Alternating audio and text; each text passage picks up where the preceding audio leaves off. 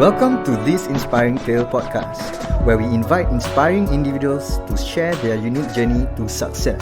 Hi, and welcome to this Inspiring Tale podcast. This is our very first podcast session, and we have our guest today, Nur Azlinda, here today with us. So she will be sharing with us her inspiring story from her being an ex-drug convict and is currently doing created her own book.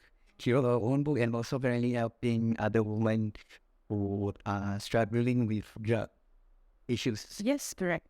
Yeah, maybe you can actually introduce us more about yourself. Okay. Hi, I'm Nur Azlinda. I am quite known, well known where people call me only Linda. Okay. I think currently my full-time position is I working as assistant project manager in one of the public servant company. So for the freelance, I actually involved in more on voluntary work, including helping those women who require support, mental support, addiction support, together with some of the outside organization, non-profit sharing organization as well. Yeah. So when you mention about helping other people with mental problems and addiction, is it only people who are facing like drug addiction only, or is there more to it? Like, but certain people they actually face other kind of mental issues. Yes. Right? Like maybe they lost their parents and they feel lost, or they are facing a bullying kind of situation in school. So is that including that or only drug? Yes, correct. I think for a start, actually, I started off with addiction issues only, but I think I took up my time to actually do further studies on mental issues as well. I think back then I have this experience also studying in diploma in nursing, where I cover most of the aspect of psychology, then physiology, biology. So from there, actually, I gained some experience. At the same time, I also did further study in Islamic Psychology, okay, to actually understand more regarding about the mental issues. Yeah. Okay, let's talk about your own experience and Okay. during the times when you had these drug issues. Yeah. Right. So maybe you can actually share with me, how did you actually end up trying out drug? Okay. Yeah. I think it started off during my age around 11 years old. But then that was primary school. Okay. I think that point of time is out of curiosity. I think during our teenage time, where our age is growing, where full of adventure or thrill, Yeah. we tend to try something new. So I get attracted by the smell of nail polisher remover. Nail polish remover. Yeah, so the smell actually attracts me, where I find it like those thinner, the smell all seems like very nice. Then I get high up from smelling that because I like to wear nail polish last time. Oh, so from nail polish you can get high from it. The smell of the nail polish remover. Because the Oh, the remover it's like a sticker. Right? yes. So my first drug, I started off with sniffing glue. Sniffing glue. Where do you... Sniffing glue. So out of curiosity, during that time, I know the sense of feeling high and feeling thrill. Then at the same time, I have this feeling of so-called like tripping. Oh, you trip. Yeah, tripping. The feeling of tripping is very for me during that point of time is fun. It's good. It's good feeling. It is the thrill of it that Yeah. with the feeling of high. Yes, correct. And so from there, then subsequently, I started off with I think marijuana. I start with ecstasy. I start with methamphetamine, then heroin, all that.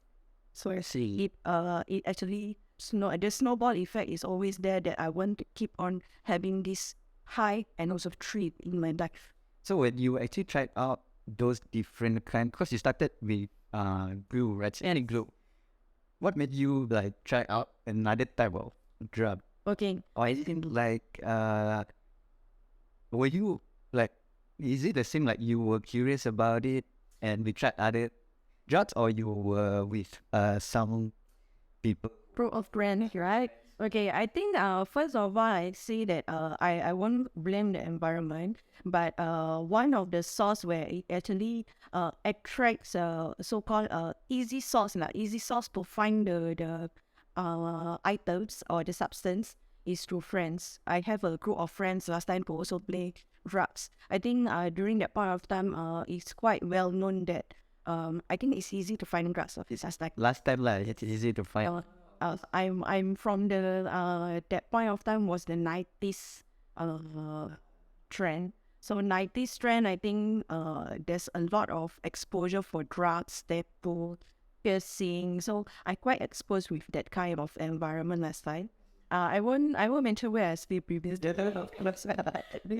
But it also started out where because I'm quite so-called studious kind of student, where I go to library, okay? Okay. I research on drugs.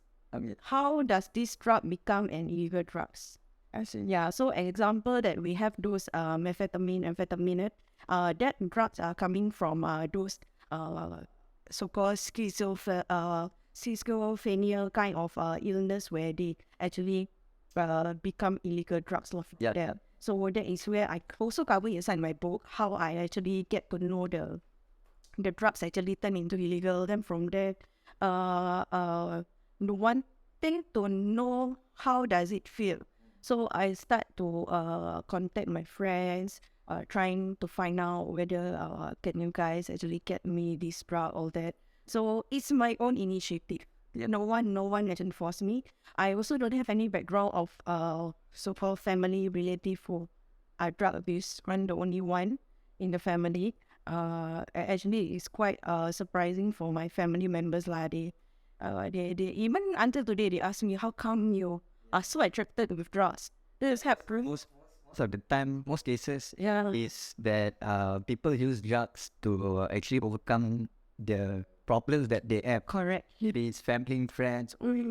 Yeah, But when it comes to your case, you trying it out of curiosity. yes. I think it's a bit different also where I think some of the most commonly in Singapore, those who are involved in drugs are those who like so-called having this broken family, okay, and a low income family. They having a so-called family issue, emotional issue of that. But for me, I don't face such things. I do it because it's my own so-called initiative, my curiosity that I want to get to know more about drugs. It's just the thrill that I like it lah. So in a way that I think in this current generation also there's a lot of news where I think the recent news I think CMB caught teenagers, youth from secondary school, okay, that got on drugs. Correct. Yeah. So That was me last time. Yeah, that was me last time. I was in school. Even it's very difficult for teachers, for other parents to actually identify those people are on drugs, those children or those youth are on drugs. Yeah, so we must spot the telltale sign how they are so-called active on this kind of substance abuse. So when you started when you were Yeah, how 5. verify you started secondary school, and that is the start. Yes. So you actually use up different type of drugs. So I think how long was that? Yeah. My first DRC considered at the age of 25. Okay. So I think the period about 24 years I was on drugs. I didn't notice that I was a so-called hardcore. An addict lah. Yeah, an addict. Because for me, that an addict is for those who like are street junkie, never work, never go to school. They are always on drugs almost every day. I don't do that. Okay, I go for my work. I do I so-called continue my study for part time. Then I can do other work at the same time while I'm taking drugs. So I don't feel that I am similar to all those street junkie. Yeah, during that point of time. It's definitely a different kind of Yes. case where it's you yourself want to try it. Oh yes, correct. So even the first time when I was caught, back then, I think the CMB he caught me when I was about to go to school. that was when you were how? 25. 25 years old. Yeah. That's when you entered DRC. Yeah. DRC. So, when you actually entered DRC, how long? Okay, DRC one, that point of time was a 1 year program. But I was having the early release at 7 months. So subsequent remaining month, I was at I think home. They call it residential program, home residential program, where I was on tagging that point of time. So as long as you behave, you go back during the within the stipulated hours that they given to you, then you shouldn't have any problem. Yeah, so basically you, because of your well-behaved Yeah. status, it actually helps you to actually go out of DRC way earlier. Yes, correct. So from 9 months. From 1 year. Oh, 1 year? 7 months. Yes, 7 months. Oh, that's Yeah. right. There's a lot of program. I think during that point of time, they have this. I think that the recent one, they have this program where they have to stay at so-called DRS. I can't remember exactly. Remember what is the term, where it's something like halfway house like that, where they actually temporarily stay there. Then subsequently, if they behave, they will be able to allow to go back to their home. Okay. So, as we know now that you actually wrote your own book, right?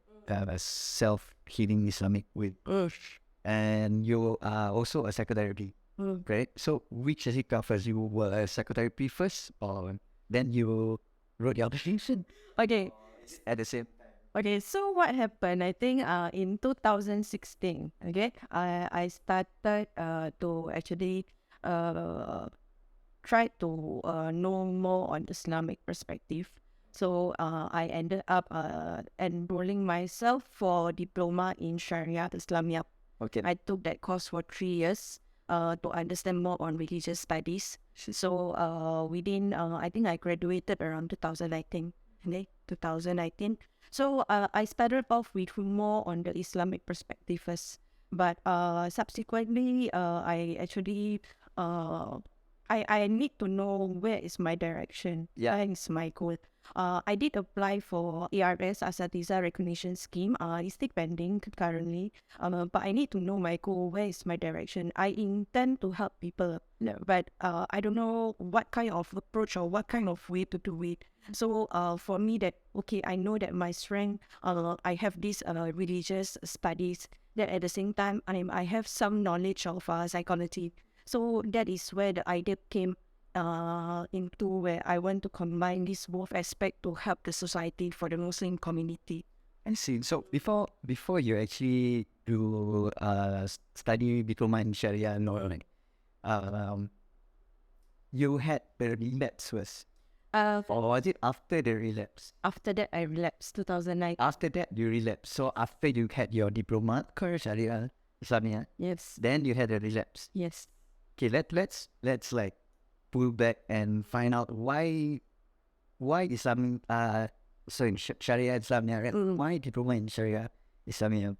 Okay. So why? Because a lot of us, we would actually studying like business or media on those in a way generic kind of courses like engineering. But why Sharia Islamia different? Okay, I think first of all, I won't say that my parents didn't send me for any religious study. Okay, previously I think from we call it what child care, is it? At the Tadika. Tadika, okay. They call it Tadika of Darul Makmur in Yishun. I study in Darul Makmur in Yishun. But I think subsequently after that, I just told my parents I'm not interested lah. Yeah. I think most of the time when we are at that age, we start to become very playful, very rebellious. So I one of the rebellious so-called daughter in the family. I got 4 siblings. I'm the second one, and I'm the most rebellious lah. Oh, you be the second brother. I'm also the second. After I'm most rebellious, I got elder brother. I'm the second one. I got my younger brother who just recently passed away. Then my younger sister. So I'm the most rebellious one. I told my parents I don't want to study madrasah. Then I just continue with my other study. So I think after that, during my first DRC, I don't know how to recite Quran. Okay. I only know Alif Bata, the basic. The basic one there. But I learned Quran and I khatam my Quran in prison.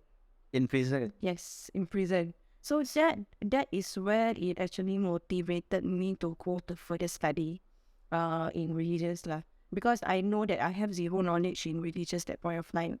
So I set my objective, my goal that okay, I want to take diploma in Sharia. I took 3 years to complete.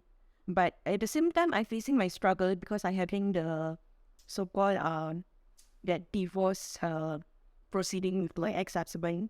So I was struggling. I tried to focus myself with studies.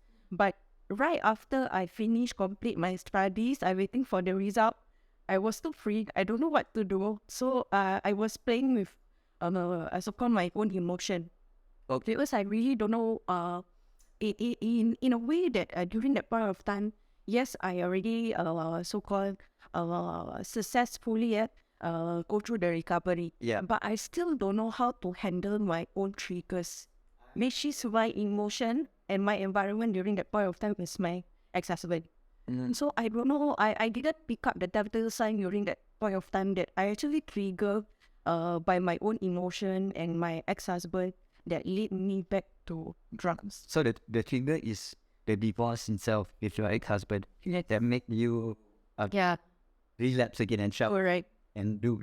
Yeah, and during that period relapse, I actually thought that one time, okay, I didn't manage to finish my substance. I still have a leftover. Yeah. I took that one day only about 5 hours that I cannot caught.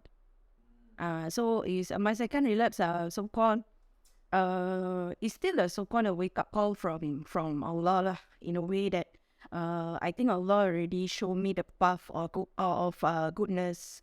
Then I remember that so-called I promised to myself and I'm not going to do it again. Yeah. So what happened is that I did not manage to overcome my own emotion.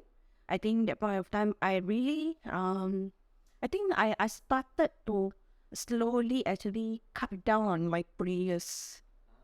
Cut down slowly, then This is during the station where in the process of the divorce. Yeah. So I slowly cut down my prayers. I start to get away from Allah subhanahu wa ta'ala. Then that is where I start to get myself involved in drugs. because you didn't know how to overcome that triggers that Yes. you had. For me, like during that point of time, like the feeling that I'm giving up with Allah. So if I already go through this path, then how come Allah still give me this kind of so-called issues of problem to go through to overcome during that point of time. So I feel that I go through the proper way, also not in order. Then I go the wrong way, also not in order. So just let me decide what I want to do. So I decide to stop praying. I get involved in drugs. By end up I was caught. That you were caught during the day that you relapsed. Yes. That first ever day. Yes, that 5 hours, I still remember it's 5 hours. So It seems like it's a sign yeah, to actually change. Like then correct. so that's when you went back to the Ashin. Yes, DRC2. The Ashin too. Yeah, DRC2 is 18 months, 1 year 6 months. Yeah. 1 year 6 months. But is it? I have a early release also there. So 8 months, I managed to go back home. From 1 year 6 months. Yes. Oh, that's because of your good behavior. Yes, it's basically a recommendation. I think, like I mentioned, prison have few programs. So we have to go through like an interview session with Intel, all that. And then you must ensure that your behavior is good while in prison. I have no problem, cooperative, all that, discipline, basically. Then your so-called your PS, your supervisor will recommend you to actually have this program for you. Yeah. So when you actually got released from your DRC to your second DRC. How was the situation like for yourself? Okay. I think for the RC2, when I was released, I noticed that, and I also able to understand that I already went through the first experience. Yeah. So basically, I'm ready for the second time. Inside when the first day I was involved, I already planned. I know, okay, I have to prepare all this. By the time I go out, I have to execute everything. So while when I was in DRC1, is totally different. I go out, I was jobless for 6 months like that. I totally lost actually. I don't know what to do because it's my first time experience. Yeah. Then I learned from my first time mistake lah. So for DRC2, I already know what to do. So I start to execute most of the things that I need to do. So that is where I actually plan to start to help doing this voluntary work, freelance kind of psychotherapies, all that Islamic psychotherapies is when I was inside DRC2. I do that planning ready. I wanted to contribute to the society. So when I came out from DRC2, I instead of I'm going for more exposure, I do my own studies first lah. Islamic psychology. I got the support from Rogerian Psychology Clinic. I think they also have those courses for cognitive behavioral therapy, all that. So I took up few courses to actually equip myself with all the knowledge before I can even help people. Okay, let's talk about the therapy itself, right? Yeah. So there's two different type of therapy. Like for example, like the general normal kind of psychology therapy and also in Islamic. Psychotherapy. Okay. Right. For the therapy itself, actually, we call it, one is the westernized, westernized psychology, and the other one is Islamic psychology. Yeah. But what's the difference? Actually, there's not much different because I would say that it's still a talking cure. We call it a talking cure where the process of psychotherapy session involve the psychotherapist and also the client. So basically, we try to understand more about the client problems, issues, what are their triggers, what are their warning signs. Then from there, actually, we also, with the experience that I'm having, at the same time with the skills that I have, I will share with them how do they able to cope with all these triggers. Because first of all, even before they want to go through the process, they themselves have to identify their own triggers. What can triggers them to go back to their old habits? So the most important thing is about changing the habit. Okay? I think changing a human habit is not easy. Yeah, okay. That one is applied for westernized psychology, because habit, it applies to everyone. Okay, so you need to change your habit first. Understand your habit, and first of all, everything is start within yourself. No one can help you except for yourself. Yeah. So you must actually convince yourself, self-motivate yourself to have self-belief that you want to change even before you can actually get the support from others. Yeah, because anyone can just give you an advice. Yes, correct. On how to overcome this and that and your problems, but at the end of the day, it's yourself, right? Yes. Whether you actually want to change Correct. or you don't. Yes. So for us, we are here like for us, the therapy, like most of the support group. Actually, I have a few support group. I also have this support group, like I'm involved in Therapist Muslim National. We call it Teman. We do quite active videos, so-called sharing talks on all those psychological topics in Facebook, in YouTube channel also, Teman. Then I also involved in a women support group like Nisa Hope Network. Again, there's another group that actively doing some action, so-called support group, goal aspiration also. I'm getting involved with goal aspiration because I think their objective, as in their goals, is to actually help the society, okay, to overcome all these drug addictions. So I also helping them so-called together lah, to try to contribute with the society. At the same time, the recent one was Sana. I was involved with Sana also. So I'm looking at other avenues to actually to contribute my so-called my experience and also my knowledge To help other. to help others. Yeah, I think without so-called is for those who actually really want to change, we are here only as a so-called a medium. Okay, a medium where we only able to provide a guidance and assistance, but they must start the changing of their habit on themselves. Yeah, we are only here to so-called assist. Sitting around them. Yeah, and we cannot give 100% like so-called confirmation. Oh, you will change if you meet me. Something like that. No, we don't do such promises. But what we can say is that for those who really want to change, they must have their own initiative to do it first. Yes. Yeah. So actually, in your book, you actually discuss the importance of forgiveness, Yes. right? And letting go of your past mistakes, Yes. like what you've experienced, like it currently, bro. Yeah. So maybe you can share some insights on how one can actually begin to forgive themselves, right, to move forward. Yeah, then. Okay, I think in my self-healing Islamic recovery journey book, I do this sharing is more on how actually I overcome for myself. Okay, I think first of all we must have a good mindset. We must have able to control our emotion, and also at the same time I think spiritually we need to be strong. Okay, that's why I come up with this Islamic self-healing book. Okay, so what I'm trying to say when we're talking about our mindset is our IQ.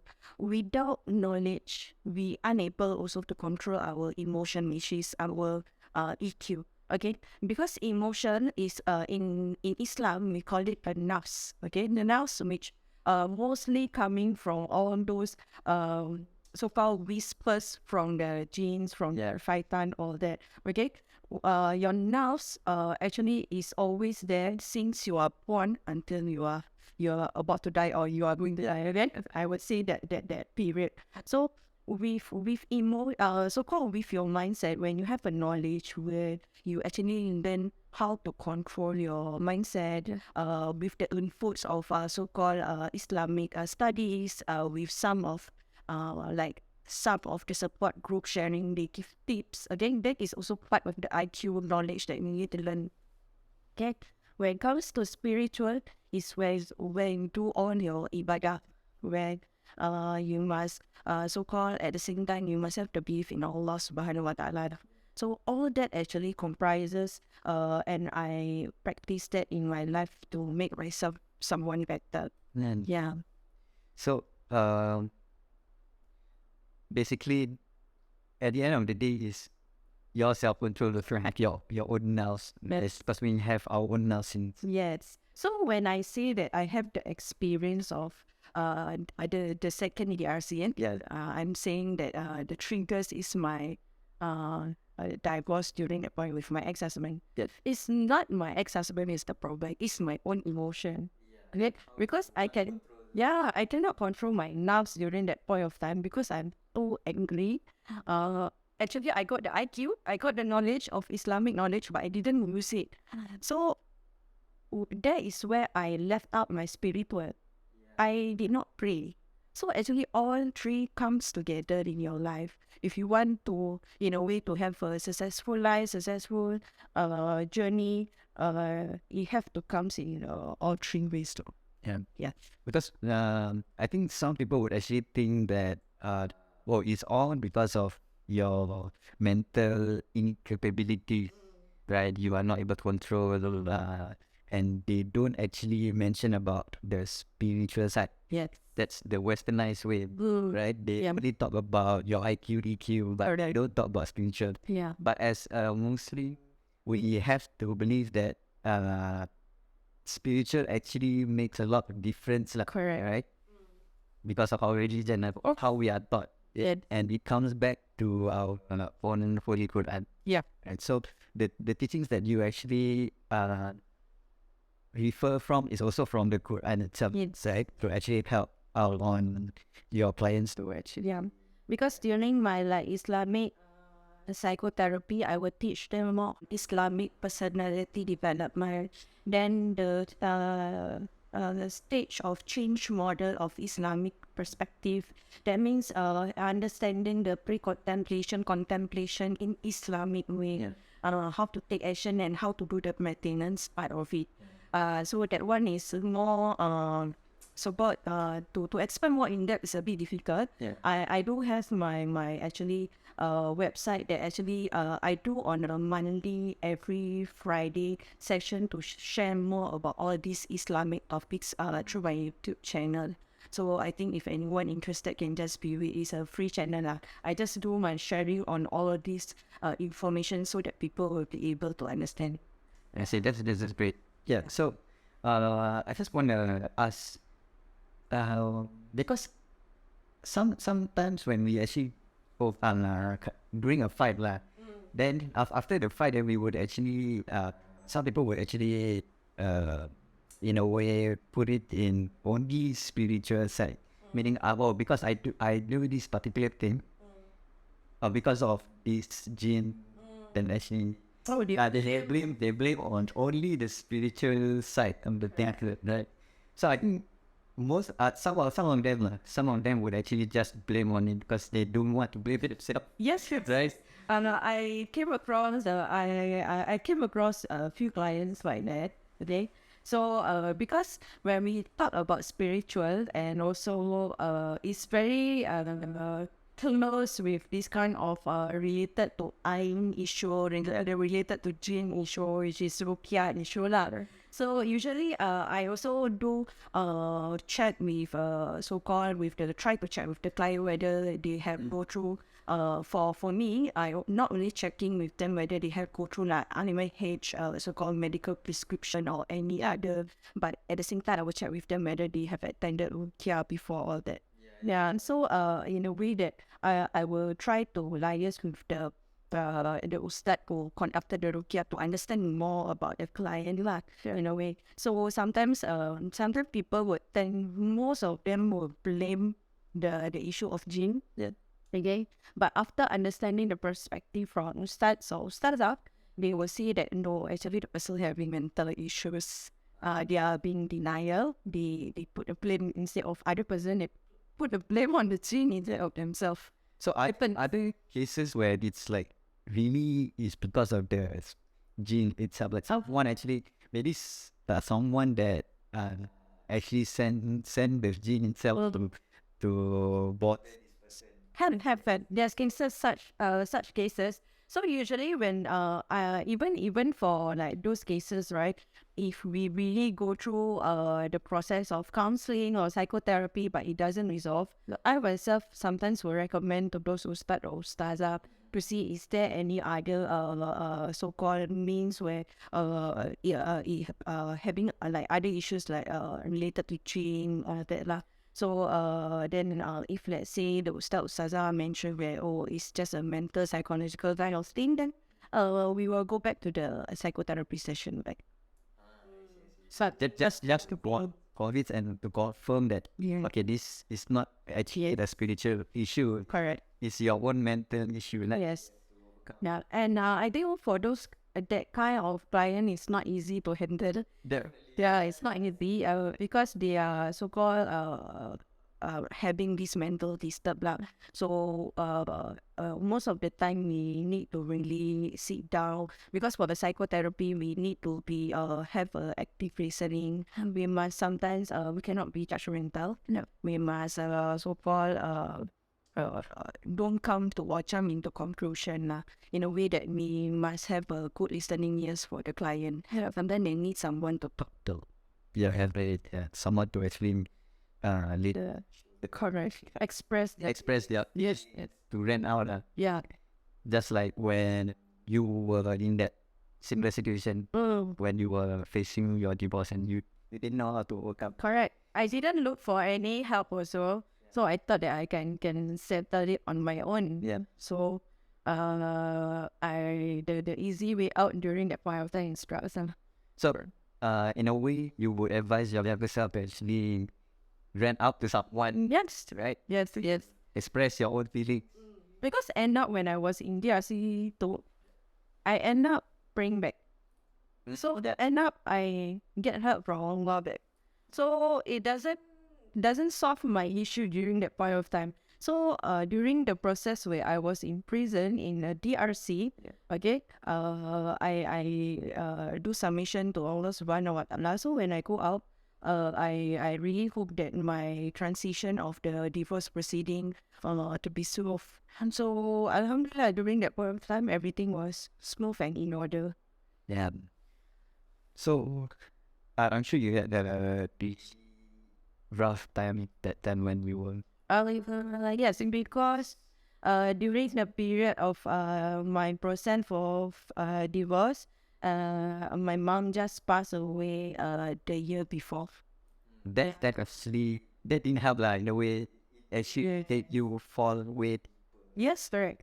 Because I think in life, our life is not a perfect journey, like the saying. So there's always up and down. So during that point of time was really the period where Your nose. was mine. Yes.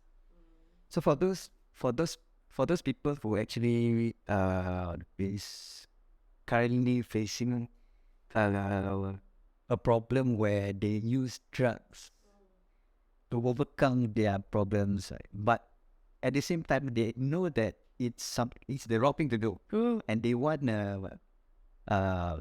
change and want to approach someone. How can they actually what's the first step?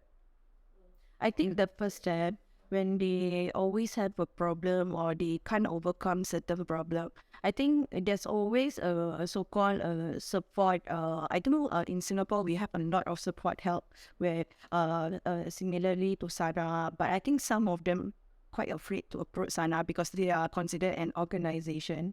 So I think there's a lot of those other groups like I mentioned earlier, Nisa for the Work. This is a women support group. Most of them are so-called, they are public, they are also ex-offenders. Then the other one is Gold Aspiration. Most of them are ex-offenders. They go through the same experience and they have went through the process of recovery and still in the process of getting better. So I think this group actually also can they can just approach them, or at the same time they also can approach me, and then I will be able to actually assist on the psychotherapy part and also so-called to connect them in some avenues where sometimes they have financial problem or that. So this group actually have this kind of connection or support from the government. So we were able to help them in a way that to provide support. Yeah, it doesn't have to only be about.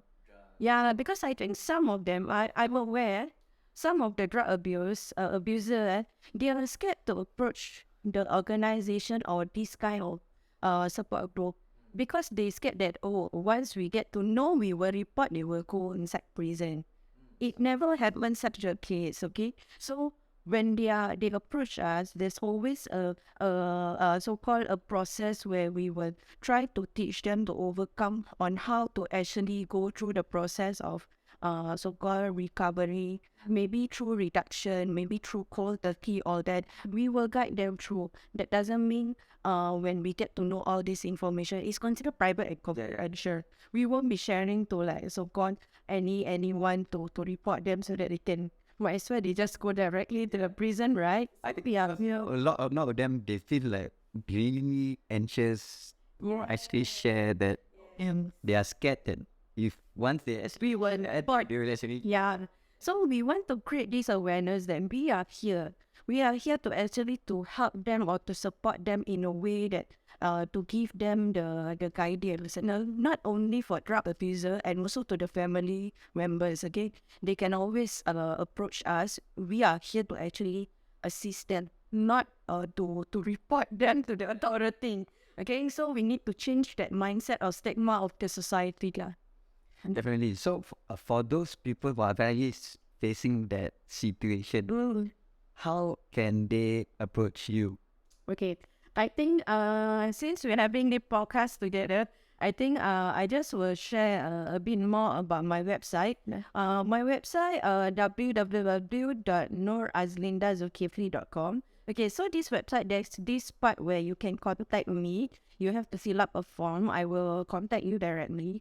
You don't need to give any very discreet information like whether you are on drugs abuse or what. No, I don't need that information because I'm aware that I went through the experience same as all other drug abusers. So all these are very so-called sensitive to us. So we can do via the phone call to understand more, or even having this face-to-face meetup or Zoom meeting, all that, if you feel comfortable. So I think there's always a way that we can actually assist all the drug abusers out there. Yep. So if you guys are facing any situations like addiction that you are facing, or you are facing like any other like bullying in school or family relationship issues that actually really triggers your mental health, right? So because a lot of people fall into depression, Yes. right? So you guys can actually go to www.nurazlindazulkifli.com. I will actually include it in